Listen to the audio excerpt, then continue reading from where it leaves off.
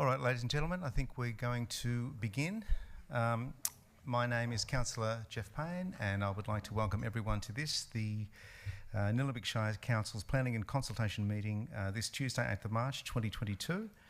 I'd like to remind members of the public that the meeting will be recorded, and a recording of the meeting will be made publicly available on YouTube and on the Council's website. I'd also like to say the acknowledgement of country, that Nillumbik Shire Council respectfully acknowledges the Wurundjeri Woiwurrung people as the traditional owners of the country on which Nillumbik is located, and we value the significance of the Wurundjeri people's history as essential to the unique character of the Shire. We pay tribute to all First Nations people living in Nillumbik, give respect to the elders past, present and future, and extend that respect to all First Nations people. This land was never ceded and its history never told, and that's changing, and we are part of that change. At this point, I would like to hand over to Mayor Eyre to make a statement about International Women's Day. Thank you, Councillor Payne. Today, 8th of March, is International Women's Day, an annual day where we acknowledge and celebrate the contribution of women in our daily lives. As Mayor and a female Mayor, I pay tribute to Pauline Toner, who in 1973, 49 years ago, became the first woman to be elected to local council in this area. Pauline Toner was a working mum of 5 and a trailblazer. Not only was Pauline the first woman elected to local council in this area, she was also the first woman to be elected mayor in the Shire, then known as the Shire of Diamond Valley. Pauline went on to become the first woman elected to represent our local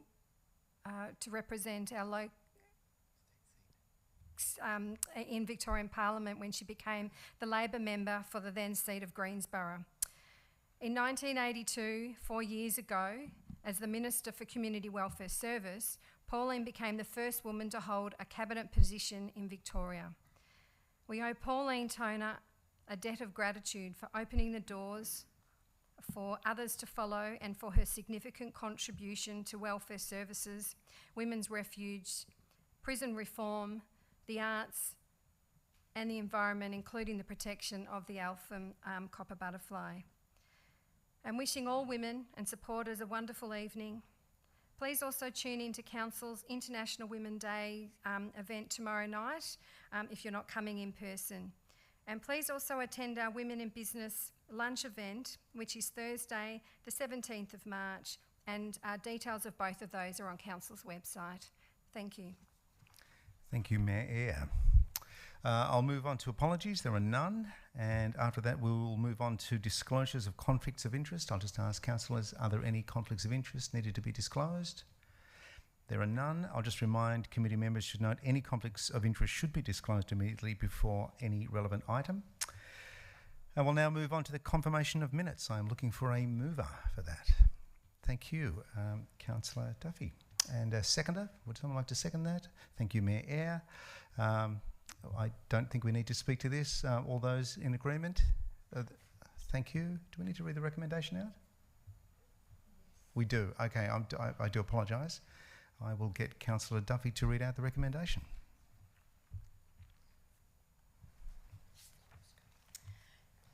Thank you. The recommendation is that the committee, acting under delegation from Council, confirms the minutes of the Planning Consultation Committee meeting held on Tuesday the 8th of February 2022. All those who agree with the recommendation? All those in favour, thank you. Those against, and that passes unanimously. In a rather clumsy fashion, but we got there in the end. All right, we move on to the first of the officers' reports. This is PCC 006/22, the draft asset plan. And I am looking for a mover for this. Thank you, Councillor Stockman. Thank you, Chair. I'd like to move the officer's recommendation as per the papers. And thank you very much. Do we have a seconder for the motion? I can second that motion. Thank you, Mayor Eyre. Is there anyone that would like to speak to this? No, I will put it to the vote that we go with the recommendation. We accept the recommendation. All those in favour?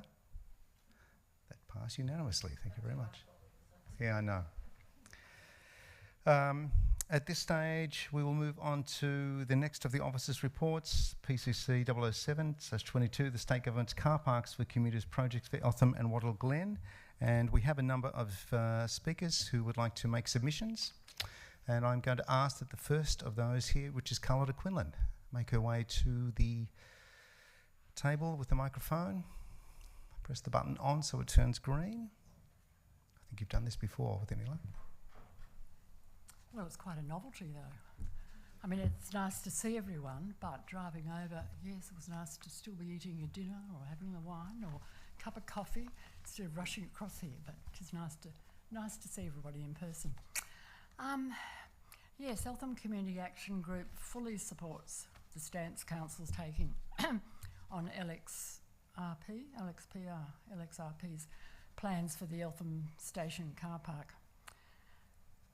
It appears from the plans in your report that very little, if any, notice has been taken of the strong submissions Council, ECAG and others made to LXRP, or our representations at their Zoom consultation they held with a very select group of stakeholders.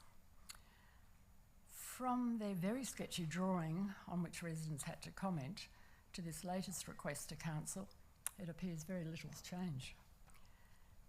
It's not only the loss of 44 trees that's of concern, it's the proximity to the childcare centre, the use of the childcare centre pavilion car park for heavy vehicle movements, and the refusal to accommodate the community in any way. For example, it seems their refusal to use the east side of Youth Road for parking. Interestingly, when I questioned the person who seemed to be in charge of the surveying team sometime last year, when I was just walking past, he was very insistent that the trees would be fine, that LXRP knew all about Eltham's concern for trees, and he pointed out where the extended car park would be and said that the maintenance yard was no longer needed. Seems he was misinformed or LXRP have changed their minds.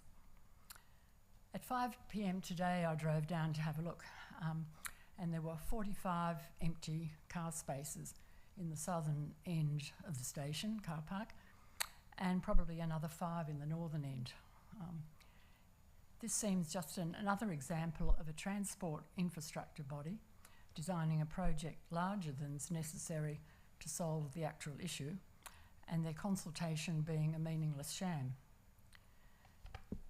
So Eltham Community Action Group thanks Council for taking this strong stance, and please let the community know what they can do in support of you. Thanks. Thank you, Carlotta. And as you're speaking on behalf of ECAG, I'm not sure. Ask me questions. I don't think we can ask you any questions. All right. Thank you very much for your submission. Sorry? You haven't done what? Taken this stance? No, did you put in a submission as yourself as well as ECAG? Oh, that was a while ago. I don't know. Oh, maybe I did, but maybe I don't want to answer any questions. Thank you. I shall go. Okay. Our next submitter is Anika van Hulsen. I'll ask Anika to make her way to the microphone.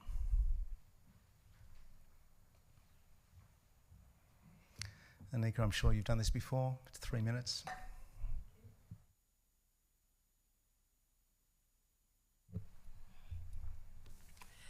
Thank you, officers. I really appreciate you defending important principles in Wattle Glen, and your report seems to reflect my own disquiet about dodgy and unfair process. LXRP seem to have strong predetermined positions from the outset, and with significant construction already having taken place on site before consultation was undertaken, I've even wondered whether authorities have transgressed their own legislation, namely clause 52.3-4, consultation requirements.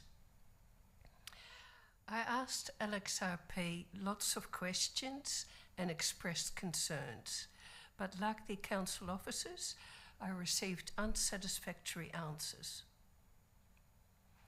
Both communities and council submissions have been very consistent, offering LXRP sound alternatives at the Wilson Road site.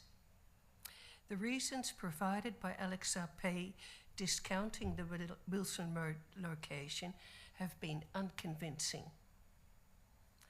LXRP will not make public the Eltham and Wattle Glen consultation summary reports. So how have all our queries and concerns been summarised? And what is the Planning Minister being told? What's the point of a planning scheme, of a Flora and Fauna Guarantee Act, if the Planning Minister ignores them and just rubber stamps this unsightly and dangerously located car parking? As I do not have the required technical knowledge, I ask, could Council's motion please be amended to request an officer's assessment of LXRP's possible transgression of clause 52.3-4 and the unfair process received by Wattle Glen community regarding LXRP's commuter car parking at Wattle Glen? Thank you. Thank you, Anika. At this point, I will open it to councillors if they have any questions of Anika. Anika, I'm just wondering, what is the clause that you just read out? I'm not familiar with it. You just said the transgressions, and you were asking us to make an amendment based on a particular clause. And I'm just wondering what that is. Well, I've got it here. It states, prior to the commencement of the use or development of the land, public consultation and consultation with the relevant municipal council must be undertaken to the satisfaction of the Minister for Planning.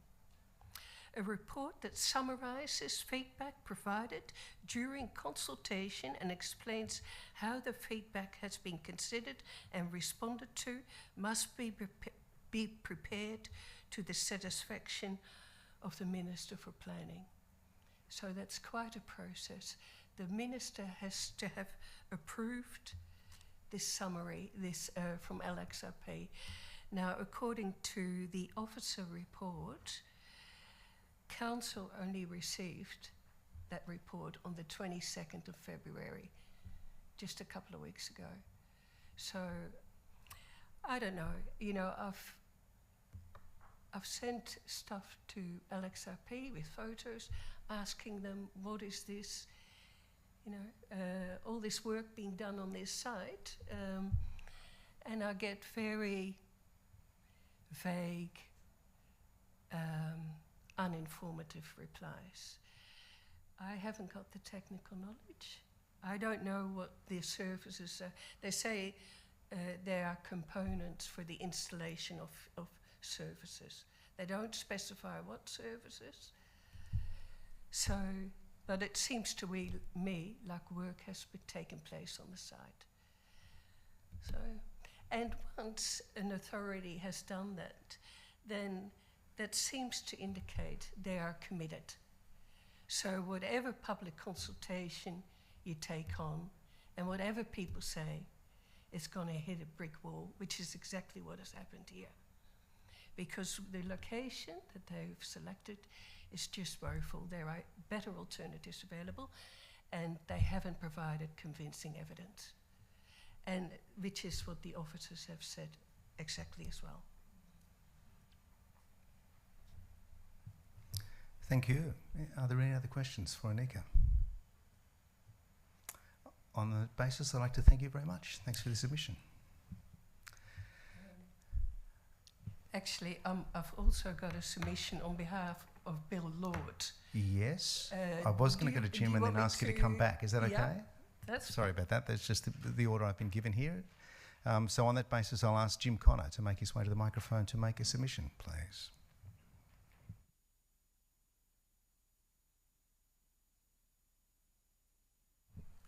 Before I start, I'd just like to say I'm pleased that Pauline Turner was acknowledged tonight. She, as mentioned, she was the first Shire President for the Shire of Diamond Valley, and she sat in this chamber. This is where the chamber operated from, so she would have been sitting there as the Shire President at the Eltham District Historical Society excursion on Saturday. It was at Eltham Cemetery, and we honoured Pauline Turner, who was buried there as well. So thanks for that. Thank you, Jim. I'd also like to acknowledge Councillor Duffy for helping with that as well, That's for good. raising that. Great. Thank you. She was a trailblazer in many, many different areas. This is my personal submission. I'm not speaking on behalf of any organisation. I support the comprehensive report and support the officer's recommendations, both on Eltham and on Wattle Glen. On Sunday, I rode along Youth Road, going to an event at Edendale, and I was also in Youth Road again yesterday, walking through the car park there. I'm just overwhelmed and totally disheartened by what is proposed by LXRP. It seems, and I support what Carlotta said in terms of the consultation process, it seems to me that it was just a tick-the-box exercise and no real response has been given to what the community has been talking about, but also what council has been talking about, which is extremely disappointing. Trees are valued and appreciated by our community quite strongly. Raw, open, hard surfaces, car parks, a lot less. What they're proposing is just an affront to what Eltham and Nillumbik is on about in terms of our tree canopies and the fight to protect that. I understand there's going to be a 1 metre high retaining wall along Youth Road. It looks like it's a hard-edged interface with very little provision for planting to soften that, and really it is just a graffiti's paradise, as if we don't have enough problems already with that, just providing more pallets for people to work on. Also, as Carlotta mentioned, there is going to be a significant impact on existing community facilities there, both the Girl Guides Hall, which is now used by U3A, the pavilion, and also the childcare centre. I support Council's suggestion to actually take action to reduce the car park numbers so that more trees can be retained, and also to improve the provision for planting. It's all very well to say all these thousands of trees are going to be planted, but it takes 30 or 40 years to establish the canopy that is there now. So it's all very well to say that, but it's in effect, it's very ineffectual. And I encourage Council to push to, as they have been, to increase active transport options, including off-road links to Montmorency and Greensborough. There has to be a better way than what we're looking at. There just has to be a better way. It's interesting, in the municipal planning strategy item coming up tonight, some of the key sentiments that are mentioned. And one of the first one is important of urban tree canopy. The second one is important of protecting Nillumbik's unique neighbourhood. And the fourth one is implementing ESD outcomes into the built environment. I encourage that to continue to be supported. So that let's look for a better community responsive way. In respect of the Wattle Glen proposal, I support the officer's recommendations, and I think the proposed locations of the car park will undermine the current pleasant rural character and impact on the gateway into Wattle Glen. Thank you, councillors. Thank you, Jim. Do councillors have any questions for Jim?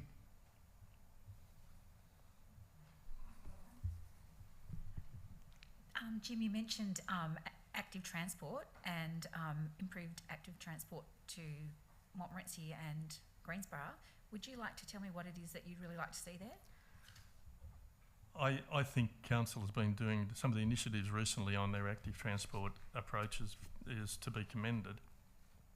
If we could get people who might want to go to Greensborough to actually get on a bike or even walk from Eltham to Greensborough off-road along the railway line with an effective shared trail there, it cuts down the use of vehicles. It cuts down the use of some people probably park their car at Eltham and catch the train to Greensborough. Any of those options will hopefully reduce the need to put in all these car parks. I'm not sure where the funding's coming for these car parks, whether it's federal or state. If it is, some of it is federal, I think there's been an interesting precedent established recently where 4 federal funded car park proposals were pulled out of an inner city municipality. If there's federal funding in there, perhaps some more work needs to be done at a federal level. I've spoken to Vicky Ward again on Sunday. She's just getting sick of me. And it seems no movement there at all, which is very, very disappointing. Anyway, I won't go on about that. I've got one last question, just going on from what we were talking about, riding along on a trail along the railway line. How important would that be to have it as a treed canopy? You mentioned the value that you have on trees and the time it takes for them to grow. Would you like to see the council help ensure that bike access has got trees along it rather than built on? I think that would be a very good option to increase the tree canopies. We're losing so much in our residential developments. Wherever council can improve that, and it was interesting, I was just looking at the trees that are planted beside the road, Civic Drive tonight, and council's done some really lovely work there with recent plantings, and that should be extended wherever possible. The ability to have a shared trail beside the railway line from Eltham to Greensborough would actually allow people, and particularly cyclists, to link through there, from there to the Plenty River Trail, to the Main Yarra Trail, and back to the Diamond Creek Trail. So it actually part of our northern links that would effectively increase the options for people moving around without having to drive vehicles. Thank you. Thank you, Jim. At this point, I'll ask Anika Van Holsten to return to make a statement on behalf of Bill Lord.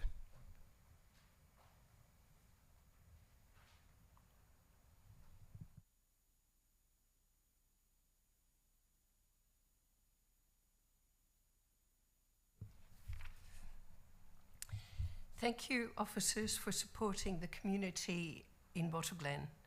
I too have fair process concerns regarding LXRP's handling of projects in Waterglen, and I endorse presenter Anika Van Holsten's request for an amendment to tonight's motion.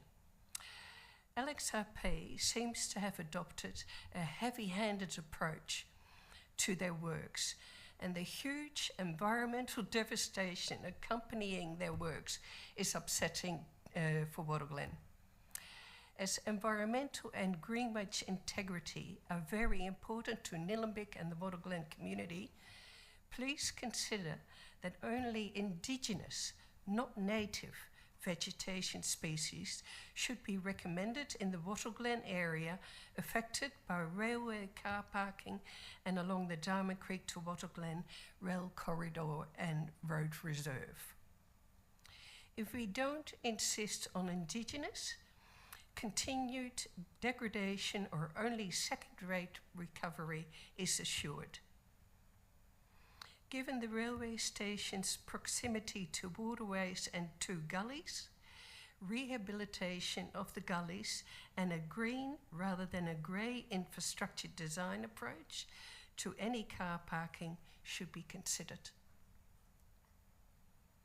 Finally, if any fencing is required, please ensure it is wildlife friendly so that animals like lizards, echidnas and wombats, all seen along the railway in this area, can pass to and fro the watercourses, the gully area and other habitat links nearby.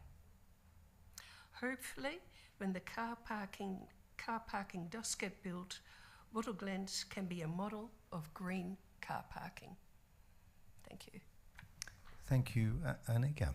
And I don't think we have any questions, given that you're speaking on behalf of Bill. Thank you very much for your submission. At this stage, I will open up to ask, do we have a motion? Thank you, Mayor Eyre. Thank you, Councillor Payne. I have a different motion, which I will read out. You just have to bear with me, it's quite long. The motion that the committee, acting under delegation from Council, 1, requests the Mayor, me, to write to the Program Director, Metropolitan Roads Program Alliance, Level Crossing Removals Project 2A. Note the request for A1, in principle support to egress by Metro Trains maintenance vehicles on council land at the rear of the Eltham Girl Guides and Eltham Childcare Co-op, and to consideration of licence, land access and works agreements to facilitate the proposed projects at Eltham and Wattle Glen. B, advise that council provides in principle support to egress by Metro Trains Melbourne maintenance vehicles on council land at the rear of the Eltham Childcare Co-op and Girl Guides Hall, subject to the following commitments: that any additional impacts on the Eltham Girl Guides leased land is avoided. In addition to car parks provided in the computer car park project, that LXRP provide formalised parking on council land at the southern end of Youth Road near the Guides Hall and Scout Hall, and western end of Youth Road near the Tennis Club, in recognition of the loss of the 3 car parks within council's existing design for the Eltham Central Oval Pavilion rear car park. The impact on Eltham Childcare Co-op is minimised by providing a 2 to 3 metre buffer between the existing Eltham Childcare Co-op boundary fence and proposed maintenance yard, as well as providing fencing and locating Metro Train storage containers to attenuate noise and prevent view lines into the Eltham Childcare Co-op, including improved fencing and screening treatments, and the provision of additional facilities, for example, a garden storage shed. Have in place measures and procedures for managing and monitoring maintenance yard operations risks to community and council, including safe work procedures for large maintenance vehicles exiting the facility.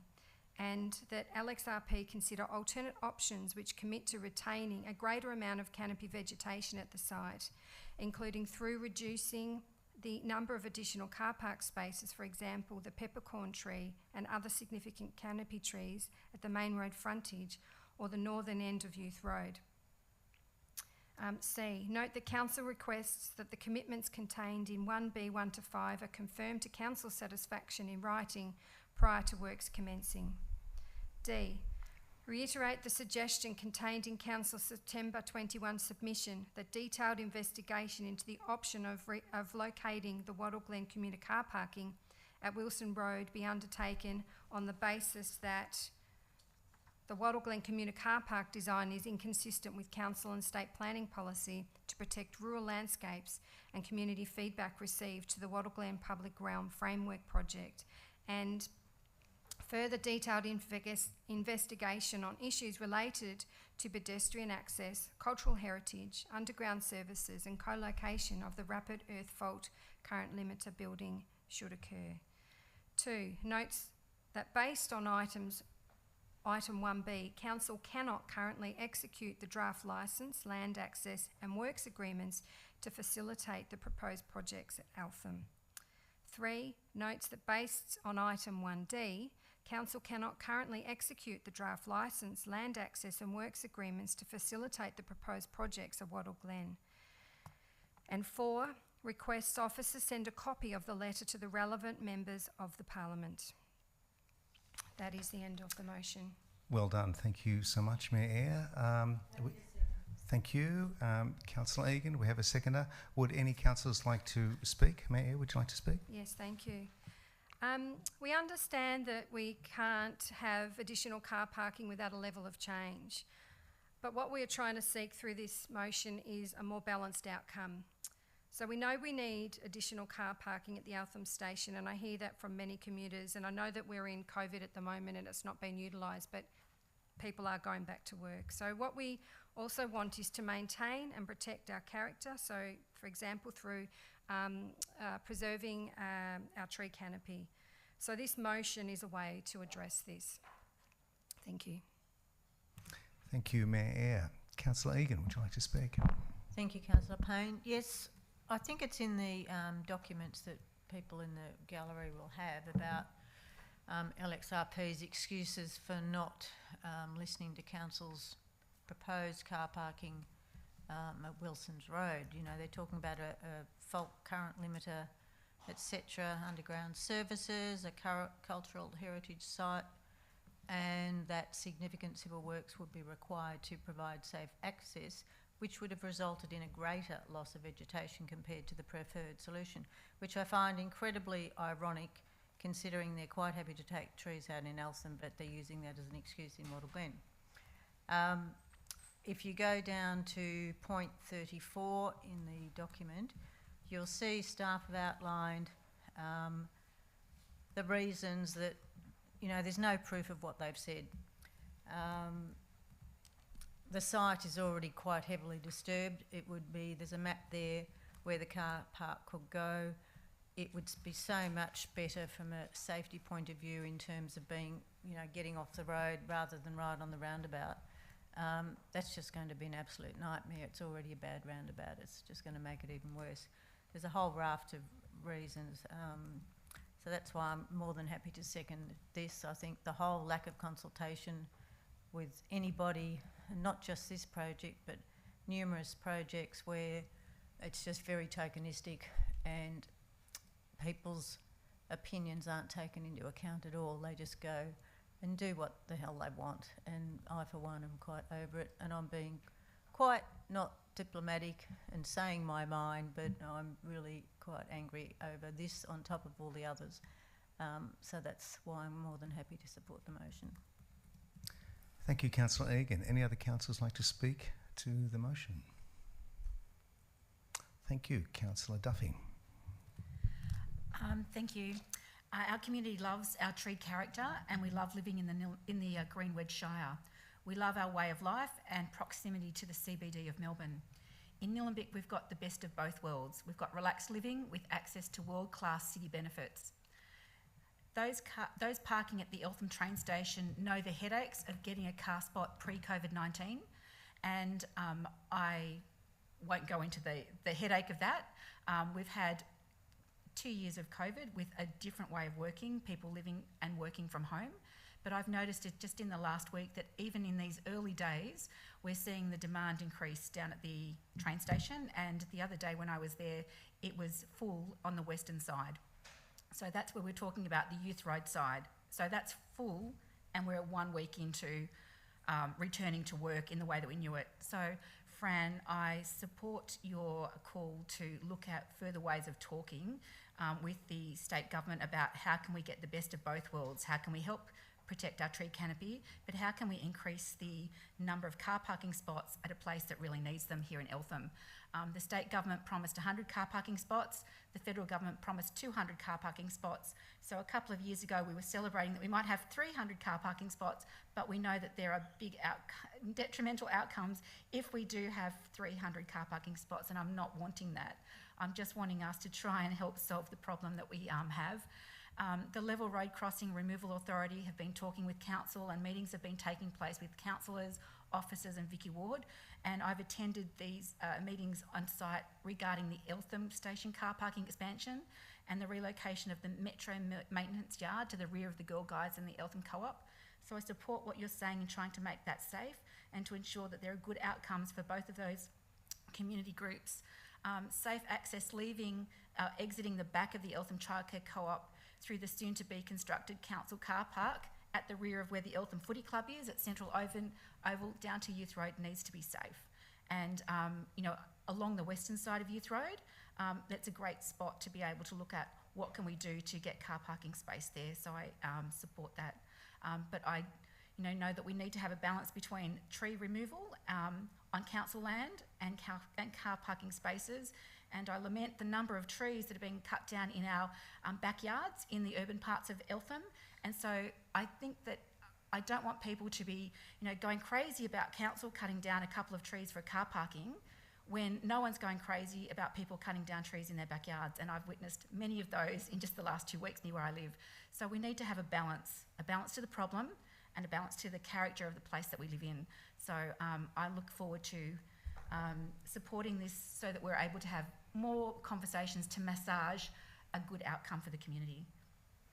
Thank you, Councillor Duffy. Any other councillors wish to speak to the motion? I will put it to the vote. I just wanted to add that Nillumbik is not really asking that we don't have any car parks. We would just like them to fit in with the community. And certainly in the case of Eltham, to misquote Oliver Twist, we would like less, please.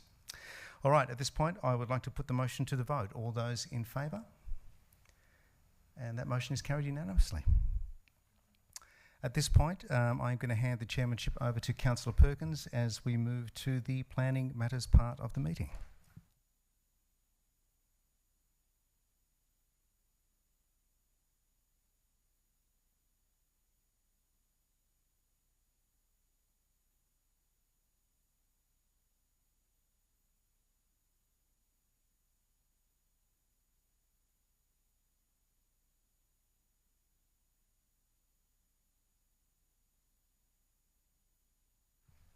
What?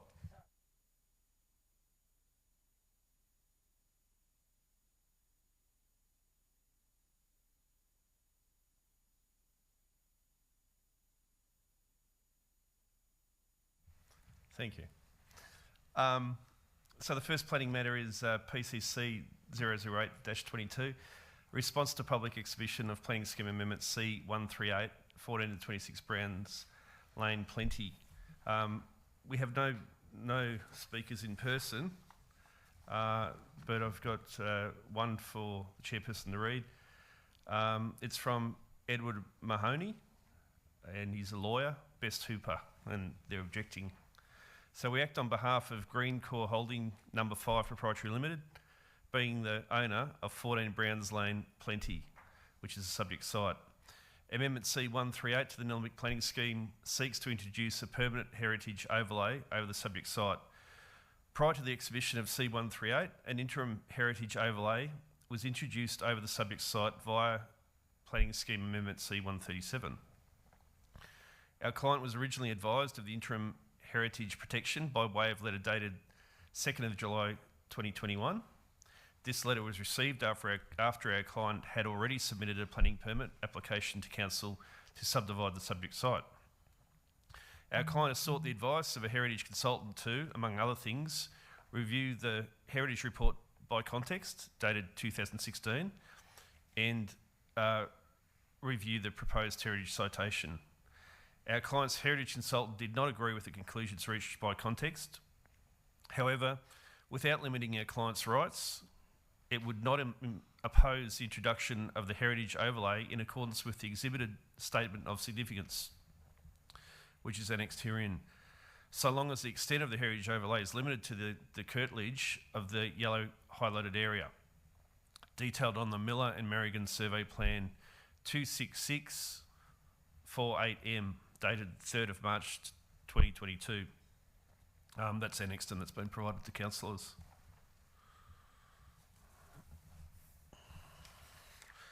So that's the only submission tonight on that officer report. So I'll look for a motion, councillors. Councillor Stockman. Thanks, Chair. Yes, I'd like to move the motion to support the officer's recommendations as per the papers. Thank you, Councillor Stockman. Do you have a seconder? Councillor Egan. Councillor Stockman, you wish to speak to the motion? Yes, thanks, Chair. I'd just like to say, similar but different to the last motion, gets complex. The last motion is obviously trees and car parks. This one's important to its heritage and home and people involved. So it does get very complicated, but I would like to say that as a council, we actually really support our environment, we support our heritage and our history, we support our Indigenous, we support our pioneers and our people. And this one, certainly the council has worked with the people involved here, and I think when we get, or won't presume anything, but I hope when we get to the council meeting at the end of the month, that something nice that can get resolved. Thanks. Thank you, Councillor Stockman. Seconder? Any other councillor? No. That being the case, I'll put the motion to the vote. All those in favour? The motion's carried unanimously. Thank you.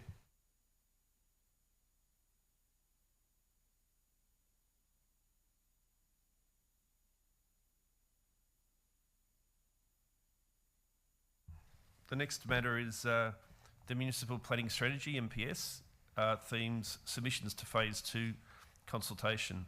So we've got a total of 7 submitters.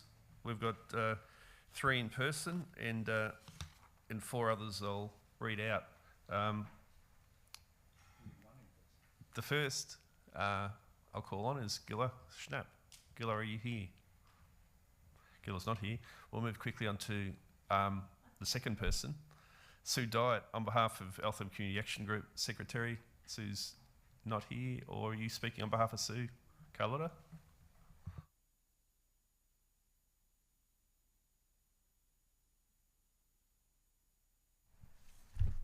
Thanks. Sue's written this, but was unable to attend when she realised that it was here. So I'm reading it for her. This is a complex document. ECA considers there are several areas that need to be strengthened in order to ensure those aspects of Nillumbik that residents and visitors value are protected for future generations. Most of the unique environment and neighbourhood character of Eltham, for instance, is as a result of the tree canopy and native or even indigenous bushy gardens. This would not exist if housing growth, and in particular the density of housing, was to spread throughout the urban area. Council must develop a proactive policy of increased tree planting in parks and along streets and roads, such as has recently occurred in adjacent municipalities. The importance of retaining tree canopy should be highlighted and form a separate point, not merely included as a part of neighbourhood character. Any development in the activity centres should be based on the vision and guidelines of the structure plan specific to each area. Development should fit with and maintain the overall local neighbourhood character. Definitions of the diversity of housing allowable in each area would be useful. Encouragement of increased levels of walking and cycling should be included as part of the activity centres section, for example, as in the recent Eltham urban congestion plans. Informal social connection should be facilitated both outdoor and within any medium density housing development. Council could develop attractive small public spaces to enable social cohesion.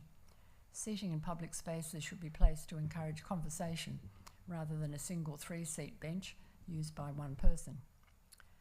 As Nillumbik is not in an urban growth corridor and state government expectations are that population growth will be low, Council should grasp this opportunity to see itself not under pressure to provide more and denser housing.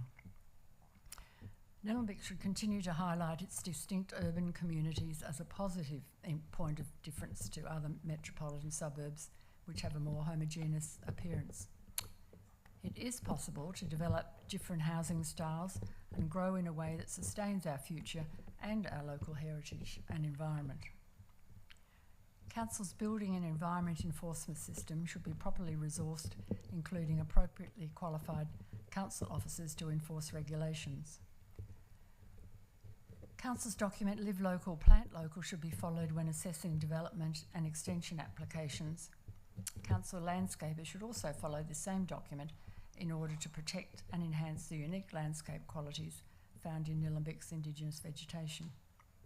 If not followed by Council, the reason for the divergence should be demonstrated and not constitute a precedent. Thank you. Thanks, Carlotta. Councillors, does anyone have a question for the President? No? Thank you. Thank you, Madam President. We've got another President tonight, and we've got Khan Frankie on behalf of the Greenwich Protection Group. Please step forward, Khan.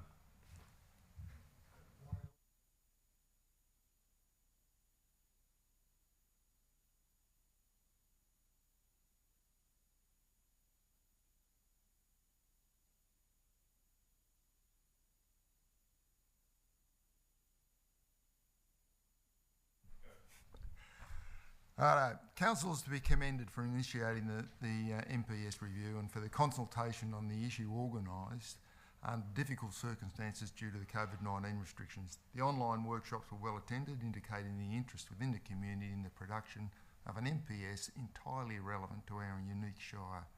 Written submissions were also plentiful. I'm aware of the timelines proposed by council officers to complete the process leading up to the exhibition of the new MPS, but I am unaware of any time constraints. The Greenwich Protection Group firmly believe that in the interest of achieving a united outcome and producing a document that truly reflects the aspirations of residents across the shire, there is need for further formal consultation.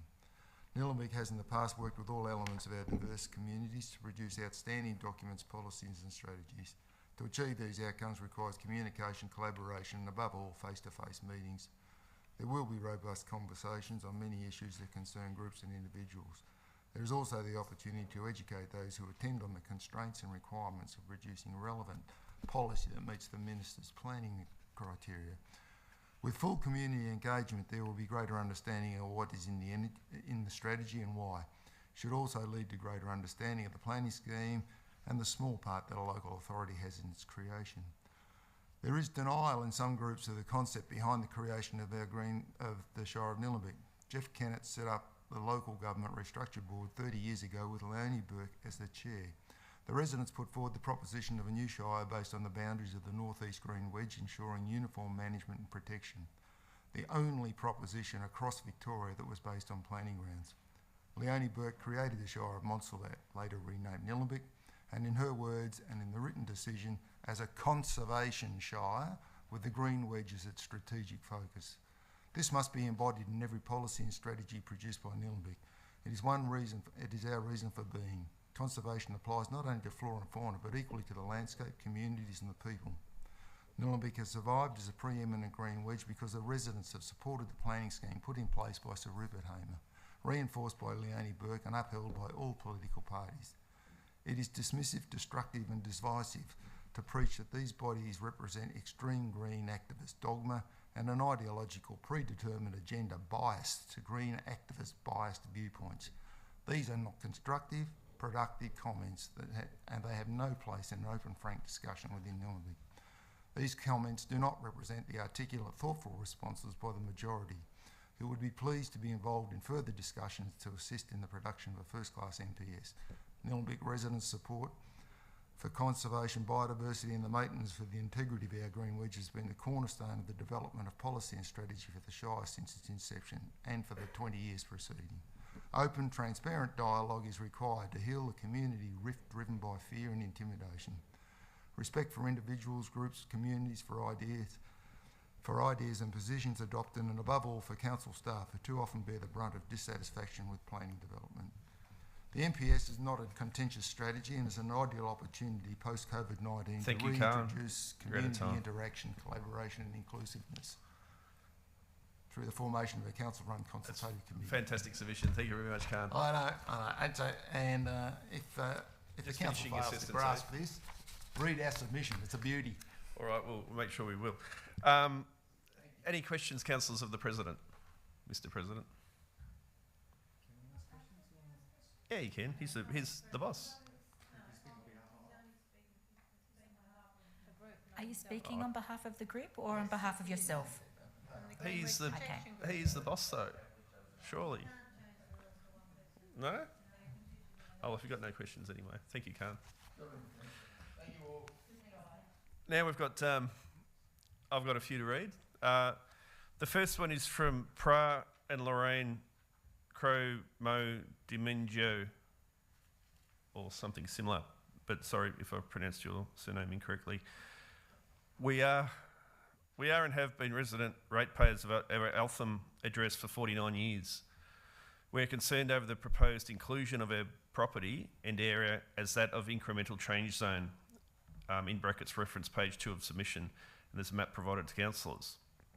The back fence of our property is the end boundary of the bushfire-prone danger zone, an area with tall canopies of native and indigenous trees, and yet at least 6 high density or multiple occupancy dwellings have been permitted to be built in our street. As the crow flies, our property may appear to be in close proximity to activity centres.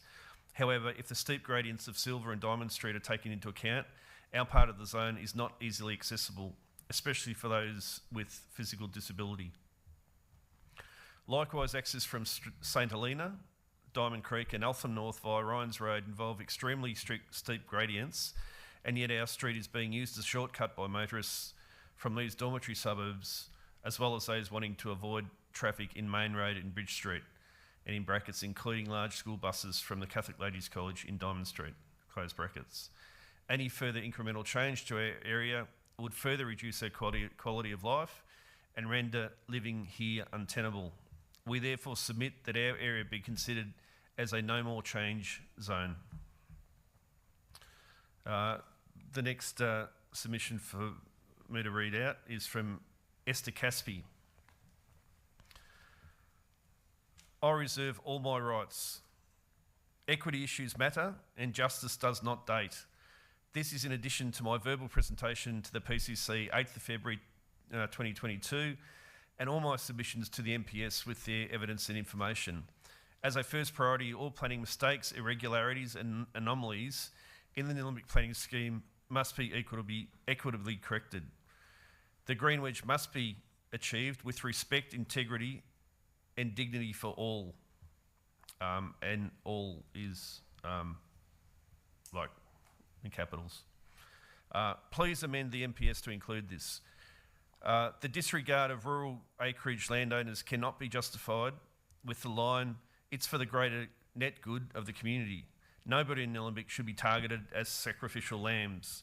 The above properties and, in opinion, like lands must be removed from the green wedge and returned to within Melbourne's new metropolitan boundary, irrespective of final site-specific land use. Major missing gap is the overwhelming omission of the impact of the MPS and the local planning policies on acreage landowners who are forced to provide the green wedge for the benefit of all without consultation of their own security, planning and expectations. Where is the net community benefit for them?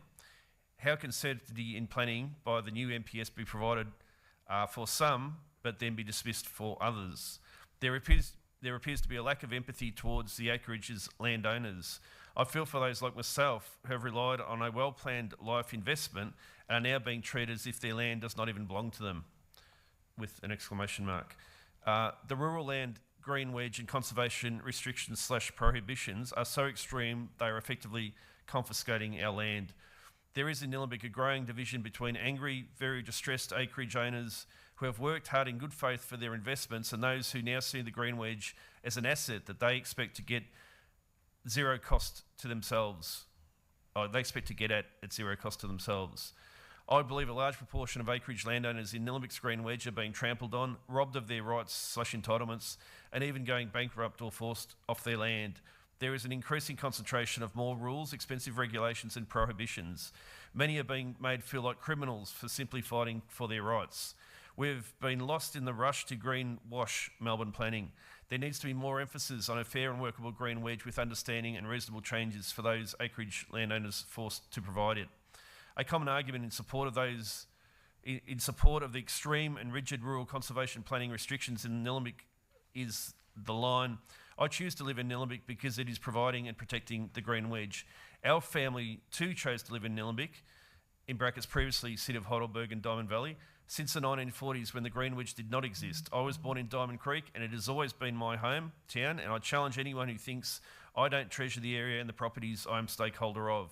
My family and I have held onto this land with blood, sweat and tears. This has been our lifetime vision for myself, family members, friends and others, and I continue to enjoy and share this beautiful land every day. Please note, this experience has, for me, been stressful and traumatic. Yet another process has again discarded our pleas, and that's from Esther Caspi, Nee Freeman, stakeholder / owner, Enlisted Properties. Hang on, it goes on, just who it's from.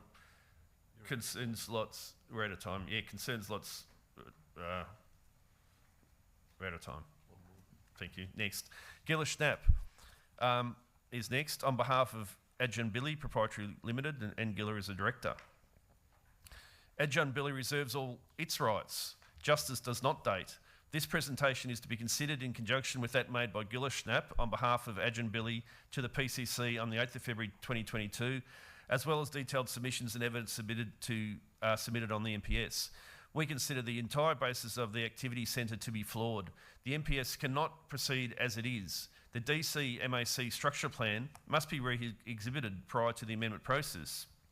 This is for two reasons. Number one, tabled submission book 91B, 11th of December 2018, documents and incorrect maps in attachment A used for Diamond Creek Major Activity Centre structure plan. The map passed by council was not the one used in the public exhibition process. Precinct numbers changed completely, creating public confusion. And 2, the DC MAC structure plan did not follow correct process through council. At the August ordinary meeting, the plan was not passed by a councillor vote. Instead, it was giving a second go 2 weeks later at the future Nillumbik Committee. Any plan after failing to pass should have followed a new open and transparent exhibition process. The key issue for us with the MPS is our lands, and in opinion like lands, necessary inclusion as an integral part of the metropolitan Melbourne within the urban growth boundary. Adjunct Billy contend that its hard evidence of proven urban status for 175 to 199 Ironbark Road cannot be divorced from policies and strategies regarding the new Nillumbik MPS, example housing and commercial expansion outside activity centre boundary. Therefore, the necessary equitable rectification of the outstanding planning mistakes, irregularity or anomalies for Diamond Creek and Yarrambat must occur with this process, and irrespective of final site-specific land use. This must be done for all and not selectively for some. We do not understand how such compelling information and evidence that we are part of original suburban Melbourne was not taken into account.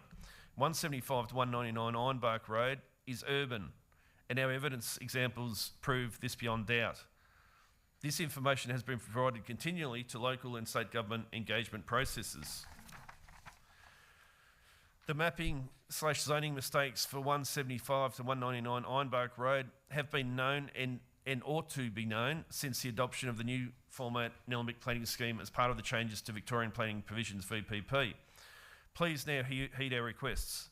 And that's from Gillish Schnapp, Nee Freeman, Director Adjunct Billy Proprietary Limited, ACN 005236993, care of 175 to 199 Ironbark Road, Diamond Creek. This presentation concerns the materially impacted properties of 175 to 199 Ironbark Road, Diamond Creek, 40 acres in the Freeman family since early 1940s. 57 Shute Street, Diamond Creek, Activity Centre property.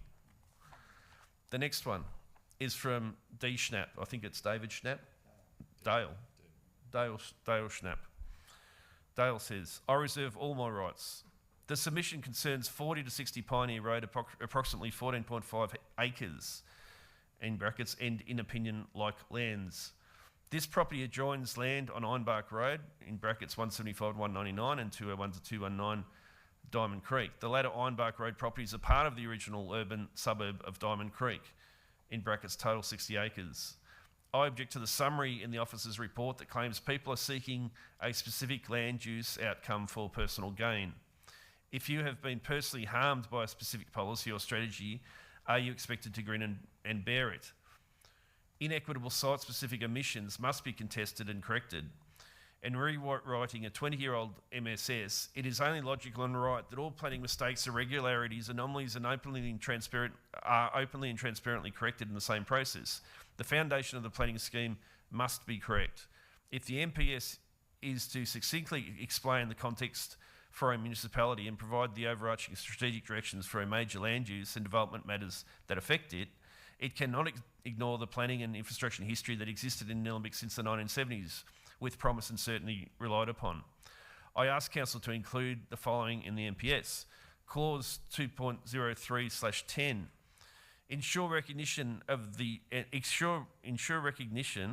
and then equitable utilisation of existing utility infrastructure. Clause 02.04-1. Review and reinstate Ironbark Road as an arterial road, not a minor road network. Include all of Pioneer Road and its collector road. Lobby state government for same. As per the infrastructure key objectives, I would like to make the following additions. Key objective 6, recognise infrastructure and associated planning/zoning irregularities, anomalies, mistakes and major inequities. Key objective 7, facilitate the corrections for the known and ought to be known zone/mapping/planning irregularities in Nillumbik, especially those in Yarrambat and Diamond Creek. For example, I bought this land in 1989 to enable dual urban infrastructure and dual road frontages for unique combined development options with adjoining 175 to 199 Ironbark Road, Diamond Creek, in brackets, which also adjoins 201 to 219 Ironbark Road, Diamond Creek. All three properties are of the same Ironbark Road and its adjoining Pioneer Road infrastructure catchment, in brackets, of which they are the urban extension. I have always identified this property as having common interests with the planning of Diamond Creek and Plenty. It was included in the planned residential expansion of metropolitan Melbourne in the 1970s and 1980s, and we're part of the Plenty Growth Corridor, not as a green wedge, to get together with the above properties. It has urban reticulated infrastructure. It was and still is strategic for such residential development. It forms the boundary between Yarrambat and Diamond Creek and is across the road from the boundary of Yarrambat and Plenty. Any corrections or changes in the Nillumbik planning scheme must be informed by facts and not arbitrary study areas for major planning policies, example, urban Yannian Road upgrade stage 2 time. Thank you. Oh, I'm over. Thank you for those submissions. We'll look for a motion, councillors. Yes, I am happy to move that motion. As per the papers. Yes, as per the papers, please. Thank you. Do we have a seconder? Councillor Ramcharan. Councillor Payne, you should speak to the motion. Yes, I just wanted to thank the council officers who are herding this this transition from the MSS to the MPS through. I think there's 4 phases to this. This is phase 2 of the 4 phases. It's an ongoing process, so I'd like to thank Rosa Zazoulis and her team, particularly Lee Northwood, for leading that process. I also want to thank everyone that had an input for the submissions. A total of 458 submissions were made. That's a lot of people bothering to actually share what they think is important about the Shire.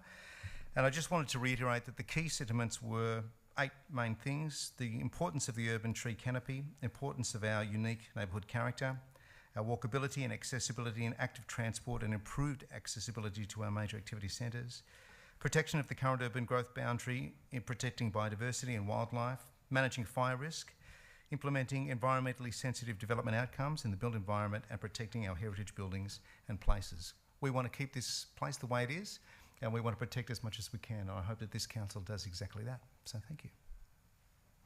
Thank you, Councillor Payne. Councillor Ramcharan. Yeah, I think Councillor Payne summed it up quite well. But just to add to that, I think this is an incredibly important document, and we're very privileged, I think, to be the council in charge of producing it. It doesn't come around often that you can change what used to be the MSS, now called the MPS, which sits sort of above the entire planning scheme. And while it's a very high-level document, it still is critical to planning across the whole of Nillumbik. So, yeah, I feel very privileged to be involved in producing our new one, which will probably be around for a very, very long time. They don't get changed very often. So we've got to make sure we get it right. We had a number of community consultation sessions. I made sure I went along to all of them, and I've got pages and pages of notes in addition to the hundreds of pages of submissions that came through with our reading pack last week. So it's going to be a huge amount of work for all of us to get our heads around it and to really guide this process in the right direction. But we need to do that because it really is an important piece of work and one that we're very lucky to be able to be a part of. Thank you. Thank you, Councillor Ramcharan. Any other councillor? If not, Councillor Duffy. Thank you. Tonight we've heard from Carlotta from the Eltham Community Action Group and Khan Frankie from the Friends of Nillumbik. No, I've got that right. Sorry, Green Wedge Protection Group. Sorry, Frankie F. Khan. I'm going a bit crazy here. Apologies, it's getting late. We heard them calling on council to protect Nillumbik's unique character and to fully engage the community in planning. That's what, as councillors, we would like to see happen as well.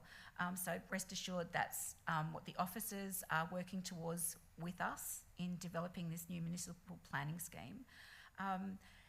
It was great to hear the history, Khan, from you about why and how Nillumbik was created as a conservation shire for the landscape, for the environment, for landscape, for people, plants and animals. We heard from Jim Connor. He was talking about the importance of plants and particularly plantings along the railway line earlier tonight as an active transport corridor instead of a corridor of graffiti.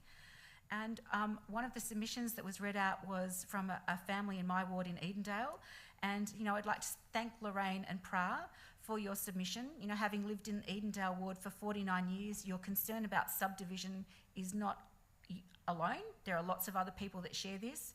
And, you know, hearing you wanting to contest being in an incremental change zone to a no more change zone. I think many of your neighbours have said that to me as well. So I'm listening, and other councillors are listening. And I also note the content in the submissions from the Nillumbik Climate Action Team and their concerns. So we are listening, and we're grateful for the submissions that have come through. And one of the things that's loud and clear is about protecting our environment and making sure that the tree canopy and our green wedge is protected. And I'd like to take this opportunity to acknowledge and to thank the Rotary Club of Eltham for the tree planting initiatives that they've started last year in COVID. They had a goal of planting 1,000 trees in the Eltham area. They are overachievers. Instead of 1,000 trees, they planted 37 less than 8,000 trees, which is a fantastic result. And we've heard tonight from Jim saying that trees take 30 to 40 years to become a canopy tree. The concern that we have here is it's no good planting trees if trees are going to keep getting chopped down. So we need to work out a good balance. And with this municipal planning scheme, I hope we're able to do just that. Thanks, Councillor Duffy. Any other councillor? I'll put the motion to the vote. All those in favour? It's carried unanimously. The next item on the agenda is supplementary and urgent business. There being none, there's no confidential reports. So I declare the meeting closed. Thanks for your attendance.